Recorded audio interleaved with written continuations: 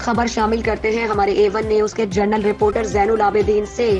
شام دیر الزور میں ایران نواز گروپوں پر نامعلوم بم حملے، ہلاکتوں کی اطلاعات۔ شام میں سیرین آبزرویٹری فار ہیومن رائٹس نے آج بدھ کی صبح اطلاع دی کہ دیر الزور شہر کے جنوب میں ایران نواز گروپوں کے مقامات پر نامعلوم حملوں میں 10 سے زائد افراد زخمی ہوئے، اور آبزرویٹری نے کہا کہ نامعلوم بم حملوں میں غیر شامی قومیت کی ایران نواز ملیشیا کی ایک سیکیورٹی سائٹ کو نشانہ بنایا گیا۔ یہ بھی بتایا گیا کہ دیر الزور کے جنوبی علاقے میں بھی کم از کم 3 مقامات پر دھماکے ہوئے، جہاں دیر الزور کے جنوبی صحرا میں ایران نواز ملیشیا تعینات ہیں۔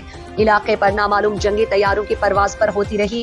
امریکی حملوں نے شام اور عراق میں ایران نواز ملیشیا کے 80 سے زائد مقامات کو تباہ کر دیا۔ آبزرویٹری نے بتایا کہ یہ ایرانی حمایت یافتہ ملیشیا کی طرف سے کونے کو گیس فیلڈ کے اڈے کو نشانہ بنانے کے چند گھنٹے بعد ہوا، جہاں امریکی افواج دیر الزور کے شمال میں تعینات ہیں۔ ایران نواز گروپوں نے شام میں امریکی اڈوں پر تقریباً 1 ہفتے کے بعد اپنے حملے دوبارہ شروع کر دیے۔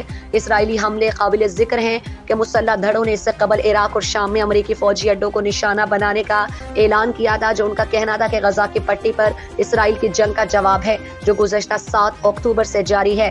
دوسری جانب اسرائیل نے حال ہی میں شام پر اپنے حملوں کی شدت میں اضافہ کیا، جن میں اس کے بقول ایرانی اہداف کو نشانہ بنایا گیا۔